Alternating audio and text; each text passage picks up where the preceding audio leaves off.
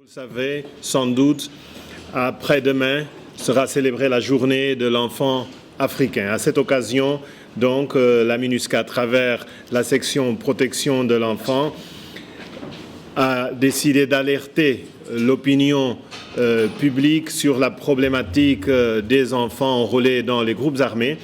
Et à cet effet, nous avons l'honneur de recevoir ce matin le révérend pasteur Nicolas Guérékoyame Gbangou. L'imam Kobin devrait nous rejoindre incessamment. À côté de moi également, Charles Fomouniam, le chef adjoint de l'unité protection de l'enfant. Avant de leur passer la parole, quelques éléments sur les activités de la MINUSCA au cours de cette semaine. Comme vous le savez, lundi, le Conseil de sécurité des Nations Unies a eu une séance et des consultations sur la situation en République centrafricaine. Le représentant spécial du secrétaire général a évoqué les récentes violences sur les populations civiles, leur caractère prémédité ainsi que le ciblage des minorités ethniques, mais aussi les attaques contre les casques bleus. Le représentant spécial a indiqué qu'à ce stade critique de la situation, il est indispensable que tous les acteurs nationaux et internationaux parlent d'une seule et unique voix en vue du processus de l'instauration d'un État de droit en République centrafricaine et surtout la fin des violences qui font des centaines de victimes et des milliers de déplacés. 2 déplacements également en début de semaine par les représentantes spéciales adjointes à Bouar et à Bria.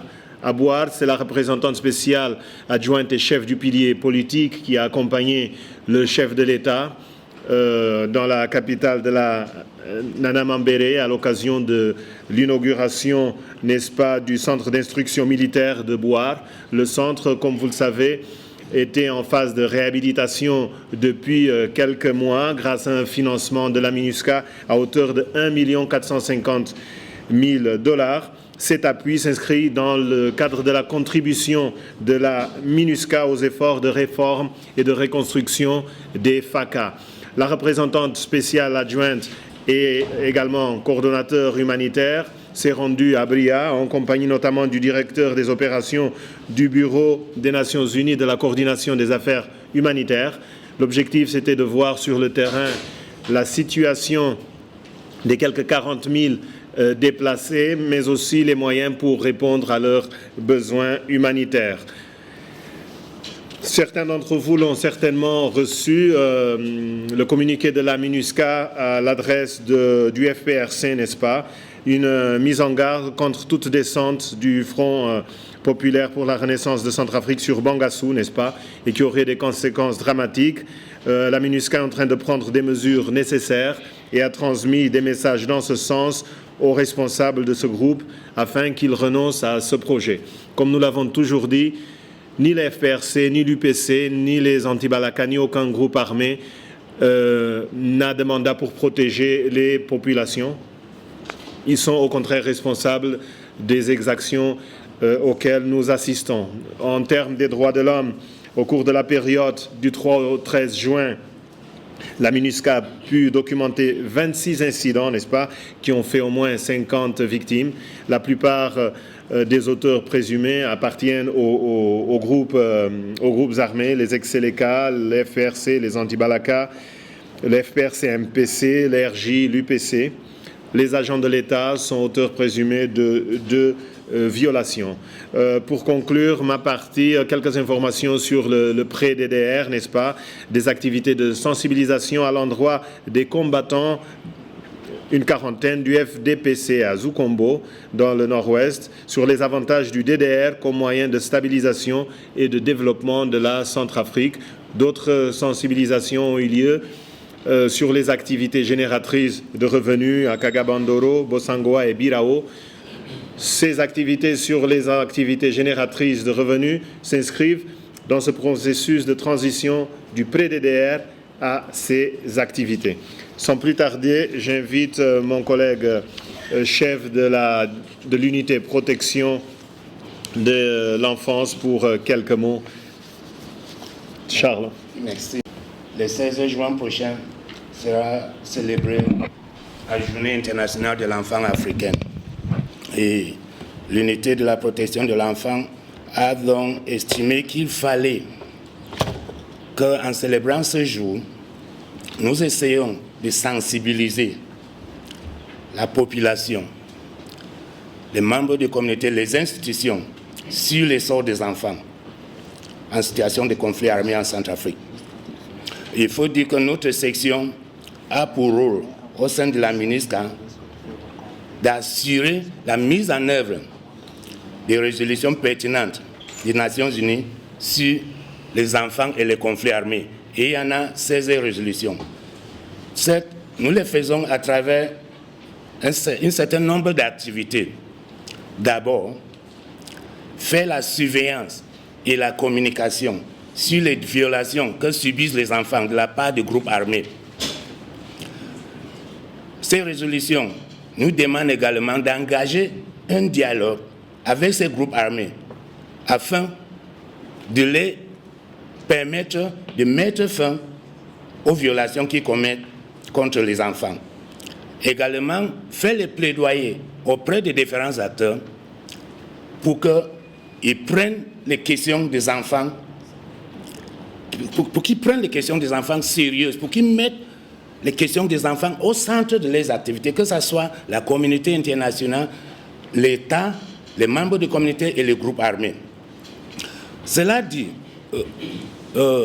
je me permets de faire savoir que la crise que vit la Centrafrique depuis un certain nombre d'années a impacté très négativement sur les enfants. Il y a des milliers qui ont été recrutés, qui ont été associés aux groupes armés. Il y en a qui ont été victimes du viol. Ils ont été tués, ils ont été blessés. Ils ont été privés de leur droit à l'éducation, car les écoles non seulement ont été attaquées, certains ont été utilisés comme des bases militaires. Les hôpitaux ont été attaqués. Les humanitaires qui procurent des services auprès des populations et des enfants particulièrement sont tous les jours empêchés de procurer cette assistance. Donc, cela affecte énormément les enfants.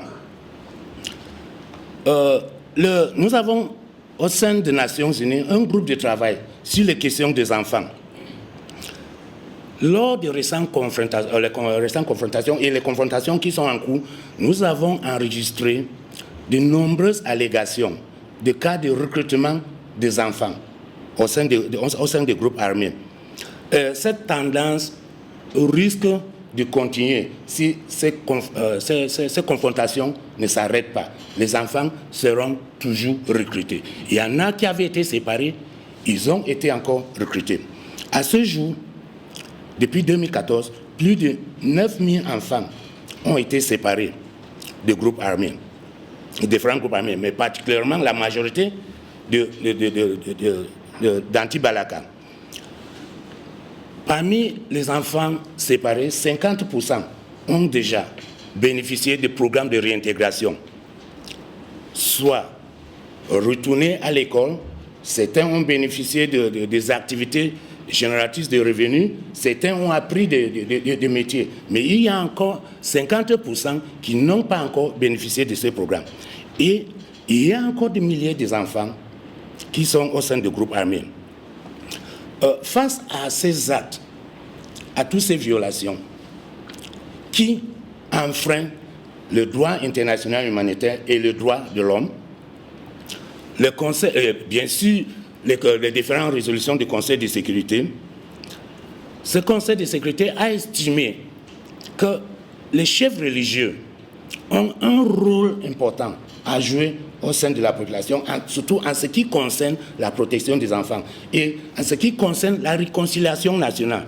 C'est pour ça que le Conseil, lors de sa dernière conclusion, a recommandé, a appelé les chefs religieux de la Centrafrique de dénoncer les différentes violations qui sont commises contre les enfants, de les dénoncer publiquement et de voir en quelle mesure ils peuvent faire à ce qu'il y ait un fin de conflit. Ils peuvent faire à ce que les populations, les institutions prennent conscience de l'importance des enfants dans la société, les enfants qui sont l'avenir de ce pays. Le thème, cette année, de la journée africaine, c'est l'agenda 2030 pour un développement durable en faveur des enfants en Afrique, accélérant la protection et la responsabilité et l'égalité des enfants. Si les enfants continuent à subir les violations telles qu'aujourd'hui, est-ce que ça peut les permettre de se développer? Est-ce que ça peut les permettre de représenter ce pays demain? Donc, la contribution des plateformes de religieuses en Centrafrique est très, très appréciée en ce qui concerne la protection des enfants. Et nous, tous des acteurs de la protection de l'enfant, nous nous réjouissons que la plateforme est aujourd'hui ici pour parler des questions des enfants. Nous remercions la plateforme, nous remercions également vous, les journalistes des différents médias, qui vont porter les messages de la plateforme auprès de la population et de la communauté internationale. Je vous remercie.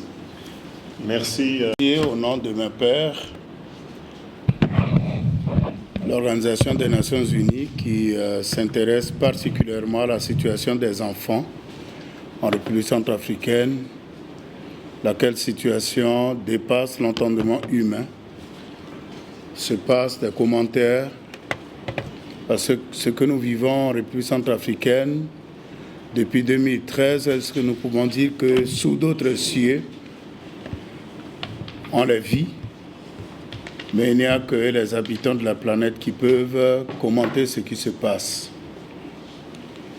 Oui, depuis 2012, nous nous sommes levés pour nous mettre ensemble, 3 grandes confessions religieuses monothéistes en République centrafricaine, à savoir les protestants, les catholiques et les musulmans, pour dénoncer l'instrumentalisation, la récupération que les politiques voudraient faire de la crise qui se dit politique en République centrafricaine, et laquelle crise on voulait utiliser pour attribuer une connotation religieuse.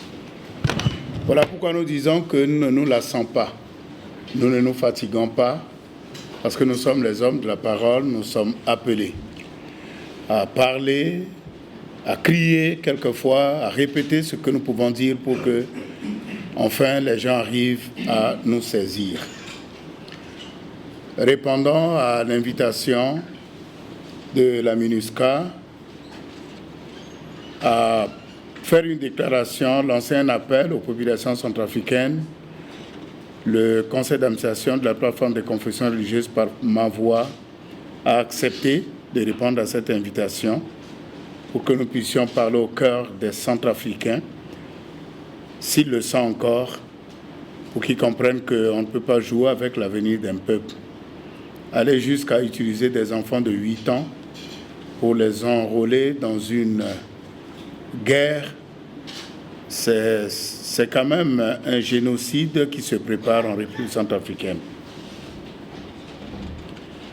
Voilà pourquoi je voudrais dire aux Centrafricains, Centrafricaines,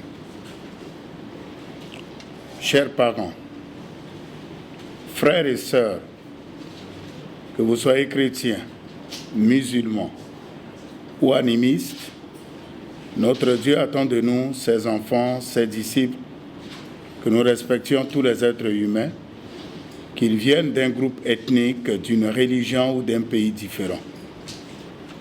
Aucun Dieu ne tolère la haine et la barbarie contre semblables, moins encore contre des enfants innocents. Nous devons arrêter les violences contre les civils et les communautés d'où qu'elles viennent pour donner une chance à la paix, afin que nos enfants héritent d'un pays où ils peuvent vivre et s'épanouir. Nous devons veiller à ce qu'ils puissent se développer et devenir des adultes responsables et éduqués, prêts à faire face aux défis du futur.